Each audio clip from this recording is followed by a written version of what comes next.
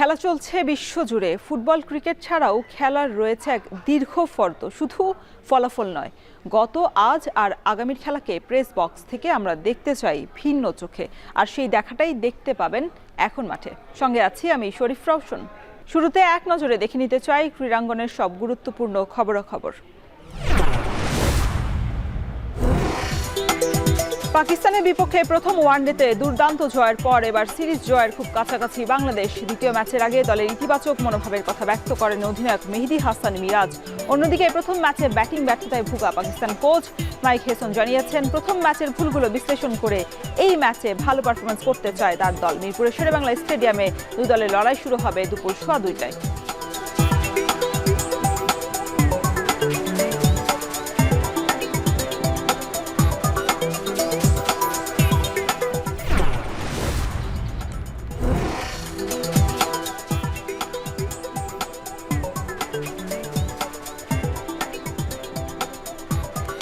March দেশের সফল 164 জন ক্রীড়াবিদকে সম্মাননা দিবেন প্রধানমন্ত্রী তারেক রহমান। বিষয়টি জানিয়েছেন ক্রীড়া প্রতিমন্ত্রী আমিনুল হক।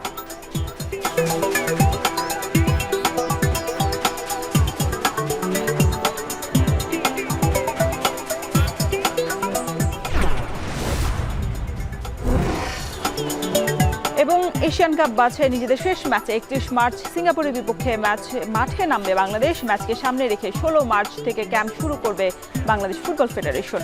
এশিয়ান কাপ বাছাইয়ের প্রস্তুতি হিসেবে ভিয়েতনামের সঙ্গে একটি প্রীতি ম্যাচও খেলবে জামাল হামজারা। এদিকে চলতি মাস শেষে বর্তমান কোচ হ্যাভিয়ার ক্যাবরেরার চুক্তির ভবিষ্যৎ নির্ধারণ হবে বলে জানিয়েছে বাফুফে।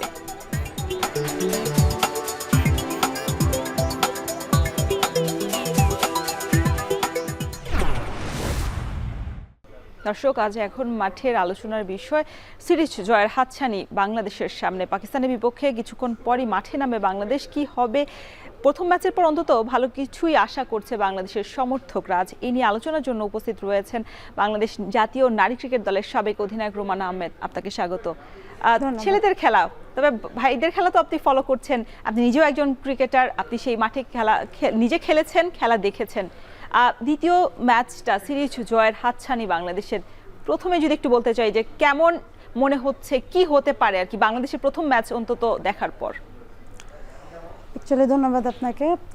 আসলে প্রথম ম্যাচ দেখার পরে আমরা ডেফিনেটলি পজিটিভ থাকতেই পারি যে আমাদের টিম যেভাবে এগিয়েছে বা যেভাবে পজিটিভ ক্রিকেটটা খেলেছে, তো সেকেন্ড ম্যাচ ইজিলি আমরা তাদেরকে ধরতে পারবো, এটা আমাদের ইনিশিয়ালি এটা আমাদের মনোভাব হতেই পারে।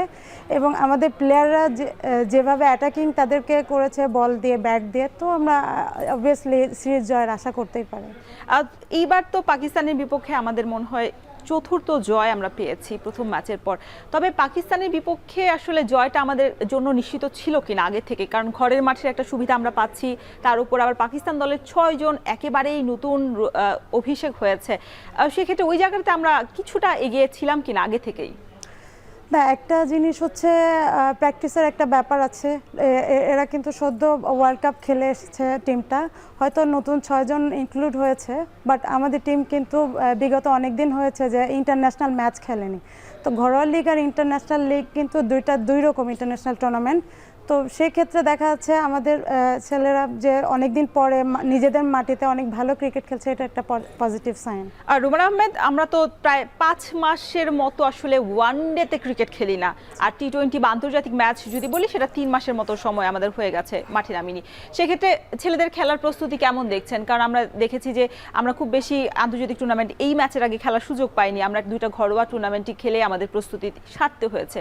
সেক্ষেত্রে তানজিদ হাসান তামিম বা নাজমুল হোসেন শান্ত যেভাবে আসলে ব্যাট করেছে, সেই জায়গাতে আমাদের ব্যাটিং যে দুর্বলতা ছিল বিগত সময়ে, ধারাবাহিকতা বিশেষ করে ব্যাটারদের, সেই জায়গাটাতে আমরা আসলে ওভারকাম করতে পেরেছি কিনা? যদিও আমাদের প্রথম উদ্বোধনী ব্যাটার সাইফ হাসান আবারও সেই আসলে বুমেরাং করেছে। না, অ্যাকচুয়ালি আমি এবার আমাদের সিলেকশন প্যানেলকে অবশ্যই ধন্যবাদ জানাবো, কারণ এই প্রথম আমার কাছে একটা আমার কাছে মানে ব্যক্তিগতভাবে আমার মনে হয়েছে যে আমাদের টিমটা এখন খুবই ব্যালেন্সড একটা টিম। আপনার ব্যাটসম্যান যদি দেখেন যে রাইটি লেফটি একটা ভালো কম্বিনেশন ছিল, এবং আমরা বলারদেরও যদি দেখি যে আমাদের বাংলাদেশের মধ্যে বেস্ট বলারদেরকেই তারা টিমে নিয়েছে এবং তারা খুব ভালো ছন্দে আছে। এবং বিগত যে আমাদের যে বোর্ড যে অ্যারেঞ্জ করেছিল যে টুর্নামেন্টগুলো, এগুলো খুব ভালো টুর্নামেন্ট ছিল প্রস্তুতির জন্য। তো সব মিলে দেখা যাচ্ছে যে আমাদের প্লেয়াররা কিন্তু ভালো ছন্দে আছে। মানে খুব বেশি ব্যাটারদেরকে আসলে নামাতেও হয়নি প্রথম ম্যাচের পর, মানে রানের সংখ্যাটাও তো, রানের স্কোরটাও তো আসলে খুব মানে বেশি না, একদমই টি-20 স্টাইলের। টি-20 তো আমরা দেখে থাকি 200-র বেশি রান হয়, সেখানে একেবারেই কম হয়েছে, 120-এর কম হয়েছে। সেক্ষেত্রে আমরা যদি একটু দেখতে চাই যে পাকিস্তানের বিপক্ষে বা মিরপুরের উইকেটে বাংলাদেশের পরিসংখ্যান বা রেকর্ডটা, সেই ক্ষেত্রে যদি দেখতে চাই শুধু পাকিস্তান না, অন্যান্য দেশের বিপক্ষে বাংলাদেশের মিরপুরের উইকেটের রেকর্ডটা কেমন হয়েছে, বিশেষ করে 2006 সালের পর থেকে বা 2006 সাল থেকে আমরা দেখেছি যে জিম্বাবুয়ের সাথে প্রথম 2006 সালে ম্যাচ খেলেছে, সেটা 2-0-তে জিতে নিয়েছে বাংলাদেশ। 2008 সালে যদি দেখি আয়ারল্যান্ডের বিপক্ষে 3টা ম্যাচ খেলেছে, 3টাতে আসলে দাপটের সঙ্গে জিতেছে। 2009 আবারও জিম্বাবুয়ে 2-1 ব্যবধান, এবং 2009 জিম্বাবুয়ে প্রতিপক্ষ যেমন, স্কোর লাইনটাও তেমনই আমরা জিতে নিয়েছি। এবং 2010 সালে নিউজিল্যান্ড 3-0-তে। এরপর আমাদের বাংলাদেশের আরও ম্যাচ খেলার রেকর্ড রয়েছে মিরপুরের উইকেটে। আমরা দেখতে চাই তার প্রতিপক্ষ 2010 সালে ছিল জিম্বাবুয়ে, 2-1 ব্যবধানে আমরা জিতে নিয়েছি। 2013 সালে আবার আমরা নিউজিল্যান্ডের বিপক্ষে খেলতে নেমেছি 2-0-তে, এবং 2014 সালে জিম্বাবুয়ে 3-0। 2015 সালে ভারতের বিপক্ষে আমরা 2-1 ব্যবধানে একটা দাপট দেখিয়ে আসলে আমরা জিতে নিয়েছি। 2015 সালে জিম্বাবুয়ে 3-0 ব্যবধানে আমরা জিতেছি। 2015 সালের পরও 2016 সালে আমরা খেলার রেকর্ড হয়েছে আমাদের। 2016 সালে আমরা আফগানিস্তানের বিপক্ষে 2-1 ব্যবধানে জিতেছি। 2021 সালে দেখতে পাচ্ছি ওয়েস্ট ইন্ডিজ আছে 2-0 ব্যবধানে আমাদের জয় হয়েছে। 2021 সালে শ্রীলঙ্কা 2-1, 2022 সালে ভারত 2-0, এবং 2025 সালে ওয়েস্ট ইন্ডিজ। আর 2026 সালে তো পাকিস্তানের বিপক্ষে একটা মাত্র আমরা ম্যাচ জিতলাম। এই যে পরিসংখ্যানটা দেখলাম মিরপুরে সিরিজ জয়ের রেকর্ড, সেখানে বাংলাদেশের বেশ আধিপত্য আমরা দেখতে পেয়েছি। এবার যদি আমরা একটু পাকিস্তানের রেকর্ডটা আলাদাভাবে দেখতে চাই, সেক্ষেত্রে সেখানেও আমরা আসলে এগিয়ে রয়েছি, কারণ পাকিস্তানের বিপক্ষে আমরা দেখছি 2015 সালে 3টা ম্যাচ খেলেছি মিরপুরের উইকেটেতে, এবং 3টিতে আমরা জিতেছি। একটিতে 79 রান, একটিতে 7, একটিতে 8 উইকেট, এবং বিশাল ব্যবধানে কিন্তু আমরা জয়টা তুলে নিয়েছি। এই যে পাকিস্তানের বিপক্ষে আমাদের সিরিজ জয়ের এর আগে আমাদের রেকর্ড হয় না, অনেকগুলো আমরা ম্যাচ খেলেছি। তবে এইবার আসলে পাকিস্তানের বিপক্ষে আমাদের ম্যাচ খেলার যেইভাবে আসলে আমাদের মানে শরীরী ভাষা হচ্ছে, বা মেহেদী মিরাজের নেতৃত্বে, কেমন দেখছেন বাংলাদেশ দলটাকে? না, আসলে আমি এর আগের টুর্নামেন্টের কথা বলবো, যখন পাকিস্তান এর আগেরবার এসেছিল 2015 সালে না, এই রিসেন্ট আসছিল। হ্যাঁ, তো তখন তাদের কোচ আসলে আমাদের যে উইকেট নিয়ে অনেক নেগেটিভ কথা বলেছিলেন। তো সেই তুলনায় দেখা যাচ্ছে যে গতকালকের যে ম্যাচটা হয়েছে, এটা কিন্তু একদম টোটালি ভিন্ন একটা ম্যাচ ছিল আমাদের। যে আমাদের যখন আমরা বলাররা বল করেছিলাম, মনে হয়েছিল যে একটা সময় আমাদের পুরো বাংলাদেশি এটা মনে করেছিল যে আজকে হয়তো বা বোলিং উইকেটে খেলা হচ্ছে, হয়তো বা আমাদের ছেলেরা ওইভাবে করে নক করতে পারবে না। কিন্তু সেই তুলনায় আবার ব্যাটিংয়ে যে দেখা যাচ্ছে আমাদের যে প্লেয়াররা কিন্তু পজিটিভ ক্রিকেটটাই খেলেছে, এবং অনলি মানে মাত্র 15 ওভারের মধ্যেই কিন্তু তারা ম্যাচটা শেষ করেছে। তো এটাই হচ্ছে আমাদের পরিবর্তন, যে আমরা যে মিরপুরের মাঠটাকে সবসময় দোষারোপ করি যে এখানে লো স্কোর ম্যাচ হয়, কিন্তু এটা গতকালকে বোঝা যায়নি। রোমান আপু, বাংলাদেশের দলের পারফরমেন্স নিয়ে কথা বলছি পাকিস্তান সিরিজ জয়ের হাতছানির আগে। আমরা একটু যদি দেখে আসতে চাই বাংলাদেশের বিগত সময়ে ব্যাটারদের পারফরমেন্স কেমন, সেই অনুযায়ী আসলে সাল অনুযায়ী যদি আমরা একটু বিশ্লেষণ করতে চাই, তার আগে একটু দেখতে চাই আসলে কি অবস্থা বাংলাদেশের।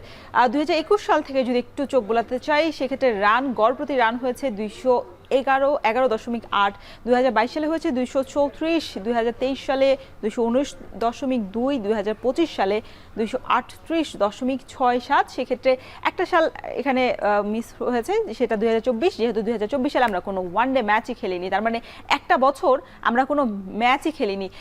এই জায়গাটাতে আসলে আপনার মানে মনে হচ্ছে কিনা যে গড় প্রতি রানটা বাংলাদেশের জন্য কম হয়ে গেছে?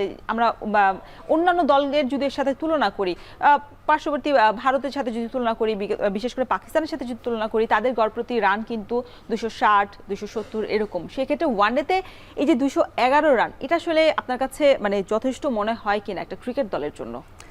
না, এটা যদি অ্যাজ এ প্লেয়ার হিসাবে যদি বলি তো আমার আসলেই খারাপ লাগে যে এগুলো দেখতে, যে যখন দেখি যে বাইরের বিশ্বগুলো যেমন ভালো ভালো টিম আমরা যেগুলো বলি যে অস্ট্রেলিয়া বা ভারত, ইংল্যান্ড, এরা যে বড় বড় স্কোর করছে, ওরা কিন্তু আফগানিস্তানও বেশ দ্রুত সময় এগিয়ে গেছে, খুব এগিয়ে গিয়েছে। তো এরা কিন্তু এখন আর ওই যে 250-300 রানের মধ্যে সীমাবদ্ধতা নেই, এদের এখন টার্গেট করে এরা 300+ ইনফ্যাক্ট 400 রান পর্যন্ত এরা অনেক ম্যাচগুলো দেখিয়েছে। তো সেই ক্ষেত্রে দেখা যাচ্ছে আমরা এই দিক থেকে অনেক পিছিয়ে আছি।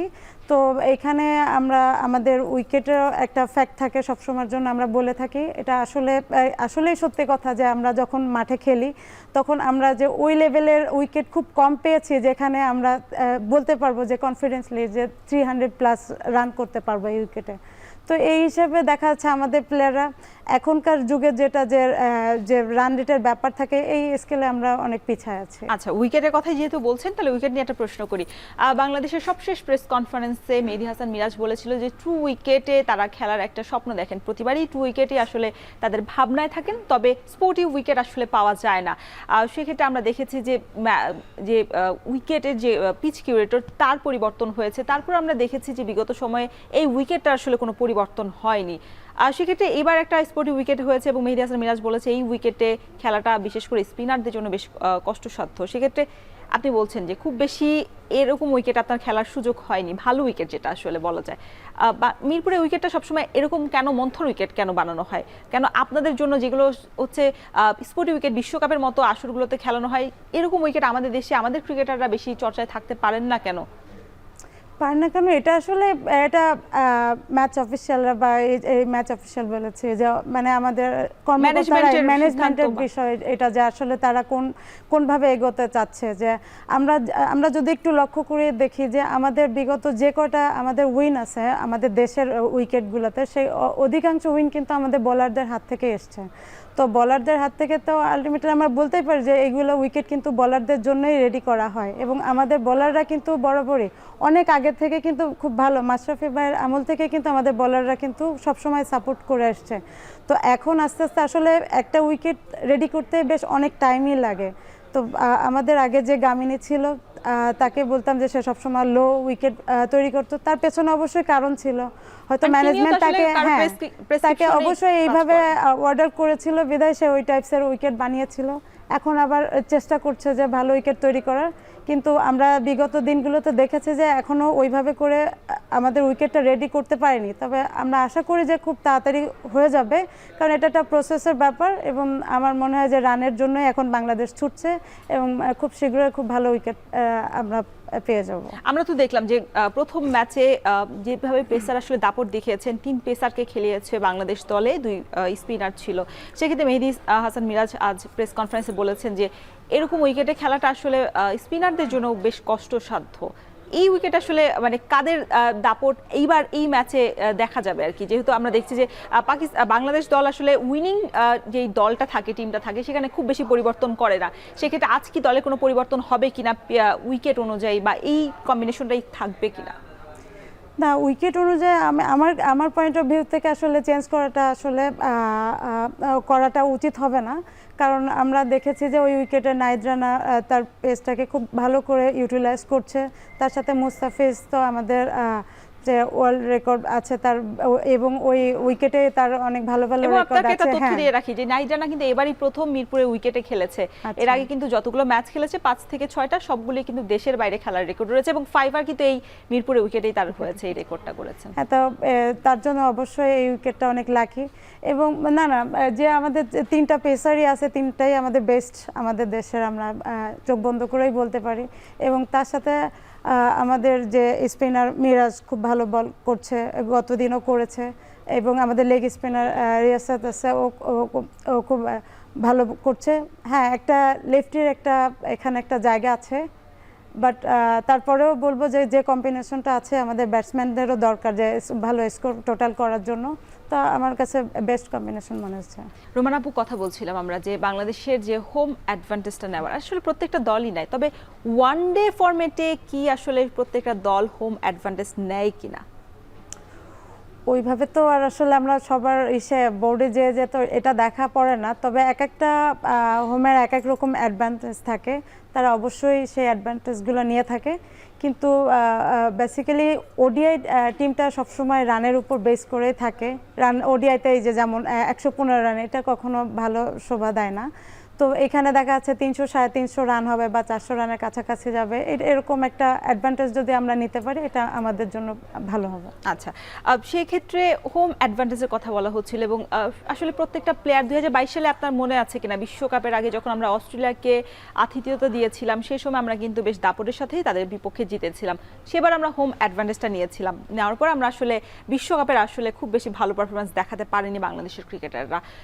সেই জায়গায় আমার একটা প্রশ্ন আছে, সেটা হচ্ছে যে হোম অ্যাডভান্টেজ নিয়ে যখন আমরা বিশ্বকাপ কোয়ালিফাই করে ফেলি, তবে বিশ্বমঞ্চে বা এশিয়া কাপের মতো আসরগুলোতে আমরা যখন পারফরমেন্স করতে চাই তখন আসলে সেইভাবে খেলতে পারে না ক্রিকেটাররা।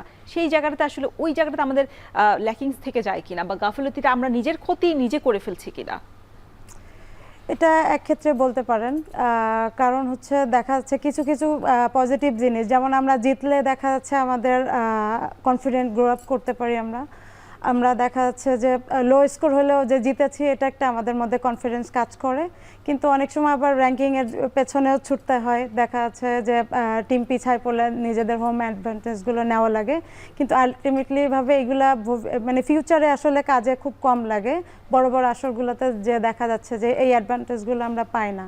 তো সবসময় একটা জিনিসের উপর লক্ষ্য যদি আমরা লক্ষ্য রেখে যদি এগোতে পারি তাহলে আমার মনে হয় যে জিনিসগুলো ভালো হবে আমাদের ফিউচারের জন্য। সেটা হচ্ছে পজিটিভ ক্রিকেটটা খেললে, যেটা আমরা গতকাল খেলেছি, যে তারা যে 115 রান করেছে বিধায় যে আমাদের যে 50 ওভার নিয়ে খেলাটা খেলতে হয়েছে এটা কিন্তু না। আমাদের যে ওপেনার ব্যাটসম্যানরা তারা কিন্তু খুব পজিটিভ ক্রিকেট খেলেছে এবং তাদের লক্ষ্যই ছিল যে তাদের টার্গেটই এবং স্ট্রাইক রেটটাই ছিল যে তারা খুব দ্রুত এটা সম্পন্ন করবে এবং 300+ একটা স্কোর রাখবে, এরকম লক্ষ্যে এগিয়েছে। তো আমার মনে হয় যে এই সমস্ত উইকেট, যে লো স্কোর উইকেট এখন বাদ দিয়ে এখন আমাদের পজিটিভ চিন্তা করাটাই বেটার। মানে পজিটিভ ক্রিকেটের পরেও আসলে আমাদের ওই যে বলছিলাম যে অ্যাডভান্টেজটা নেওয়ার যে বিষয় আমাদের সবসময় আসলে লক্ষ্যটাই থাকে যে ঘরের মাঠে আমরা যেহেতু আমাদের র্যাঙ্কিংয়ে ওয়ানডে বিশ্বকাপ সরাসরি খেলার একটা সুযোগ রয়েছে, আমরা যদি একটু এগিয়ে খেলতে পারি, 9, 8, 7-এ থাকতে পারি, পাকিস্তান যেহেতু এখন বর্তমানে 4-এ রয়েছেন, তাহলে সেক্ষেত্রে আমরা সরাসরি কোয়ালিফাই করতে পারি। তবে ঘরের মাটিতে আসলে আমরা সেই জায়গাটাতে খেলতে পারছি, তবে মানে বিশ্ব আসলে তো আমরা ঠিক মতো খেলতে পারি না। আমরা হয়তো গ্রুপ পর্ব থেকে আসলে চলে যাই বা সর্বোচ্চ আসলে আমরা সেমিফাইনালে খেলার একটা দুইটা ম্যাচ হয়তো পেয়ে থাকি যেই জায়গা আসলে ফরম্যাট অনুযায়ী। তবে সেই জায়গাটাতে আসলে আমাদের হিতের বিপরীত হয়ে যাচ্ছে কিনা আমাদের ম্যানেজমেন্টের পরিকল্পনা বা অধিনায়কের সিদ্ধান্ত? আপনি একসময় নিজেও অধিনায়ক ছিলেন, সিদ্ধান্ত নিয়েছেন। এটা অনেক ডিফিকাল্ট হয়ে যায় প্লেয়ারদের জন্য আসলে একটা এনভায়রনমেন্ট থেকে আরেকটা এনভায়রনমেন্টে খেলা। তো আসলে ইসের জন্য সবসময় যেটা ওয়ার্ল্ড ওয়াইজ যেভাবে আসলে কাউন্ট করে, ইন্ডিয়ার কথাই বলি বা অস্ট্রেলিয়ার কথাই যদি বলি, তারা সবসময় রানের পেছনে ছুটে বা ওই রকম ডিফিকাল্ট পরিবেশ থেকে নিজেদেরকে বের করার চেষ্টা করে। তো আমাদের মনে হয় যে এই সমস্ত অনেক নেগেটিভ রোল প্লে করে যখন একটা প্লেয়ার এই যে 200-250 স্কোর নিয়ে খেলে এবং যে এর পরবর্তীতে যে বিশ্বমঞ্চে যায়, যে বড় বড় টুর্নামেন্টে যখন যায়, তখন কিন্তু অনেক আমরা কিন্তু পেছায় থাকি এই সমস্ত দিক থেকে। তো এটা আসলে এখান থেকে আমাদের বের হয়ে আসা, এই সংস্কৃতিটা ভাঙা উচিত এখন বর্তমানে। আপনার সাথে বিরতির সময় কথা হচ্ছিল যে বাংলাদেশের ক্রিকেটারদের আন্তর্জাতিক ম্যাচে থাকা অবশ্যই আসলে গুরুত্বপূর্ণ, তবে আমাদের ক্রিকেটারদের যে সক্ষমতা বা যে দক্ষতা বাড়ানোর জন্য ঘরোয়া লীগ, একটা মানসম্মত ঘরোয়া লীগ প্রয়োজন। এই যে সদ্য বিপিএল শেষ হলো, সেখানেও বিতর্ক ছিল। আপনি তো একজন ক্রিকেটার, আপনার কাছে মনে হয় কিনা এই যে বিপিএল এর মতো যেই ঘরোয়া লিগগুলো টুর্নামেন্ট রয়েছে সেগুলো আসলে আদর্শ বাংলাদেশের জন্য? ঘরোয়া লিগ থেকে কিন্তু একটা প্লেয়ার নিজেকে বের করে আনে এবং উপর লেভেলে আসে, ক্যাম্পে জয়েন করে বা বড় বড় টুর্নামেন্ট খেলে ঘরোয়া লিগের মাধ্যমে। তা আমাদের সেই ঘরোয়া লিগগুলাই যদি মানসম্মত না হয়, যেমন বিপিএল নিয়ে অনেক ইস্যু দাঁড় করিয়েছিল, ডিপিএল, তারপরে আপনার যে আমাদের যে এনসিএল গুলা হয়েছে। তো এইগুলো আমরা রিসেন্টলি তো দেখতেই পাচ্ছি এবং তার আগেরগুলো যদি চিন্তা করে দেখি যে আমরা সবাই এগুলো ভিতরে অনেক কিছুই জানি, কিন্তু আমরা সবসময় করি না, প্রকাশ করি না। কিন্তু আলটিমেটলি দেখা যাচ্ছে আপনি একটা টুর্নামেন্ট যদি কোয়ালিটি টুর্নামেন্ট না খেলেন, এরপরে আপনি উপর লেভেলে বড় বড় টুর্নামেন্ট কি করে খেলতে পারবেন?